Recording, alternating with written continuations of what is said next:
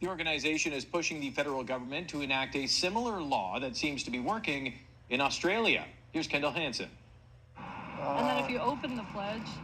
Caroline Soy-Lu shows the recently revamped website for Unplugged Canada as the organization tries to convince Canadians to delay children from using both smartphones and social media.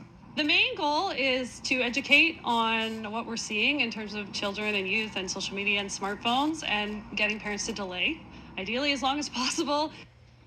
Unplugged Canada is launching a national marketing campaign aimed at keeping kids from smartphones until at least age 14 and social media until at least 16. The Nanaimo chapter is among a growing number of chapters countrywide advocating for federal legislation similar to Australia's social media ban for kids under 16. And that has to do with a lot of the research that's coming out about social media and child development, and just that puberty is a really sensitive time in terms of brain development. So ideally, you wouldn't be giving your kid access to social media when they're in that sensitive time period. So this week, Meta CEO Mark Zuckerberg is testifying in a landmark trial on the harms of social media for children. The case is the first of a consolidated group of cases scheduled to be argued before a jury in Los Angeles County Superior Court.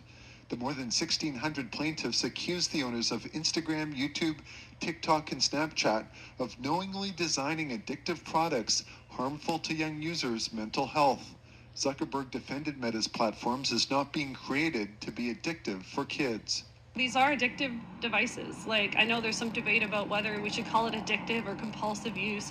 To me, that doesn't really matter. The point is that kids are being compelled to use them as much as possible, and they don't have the self-regulation skills. Unplugged Canada member and psychology undergraduate student Stephen Laynard says his research also points to the ills of high social media use for all age groups. Higher social media use tends to lead to more depression, more anxiety, more suicidal ideation and attempts, as well as a lowering in life satisfaction. For more information, resources, and to sign their pledges in a federal petition, you can go to their website at unpluggedcanada.com. We'll just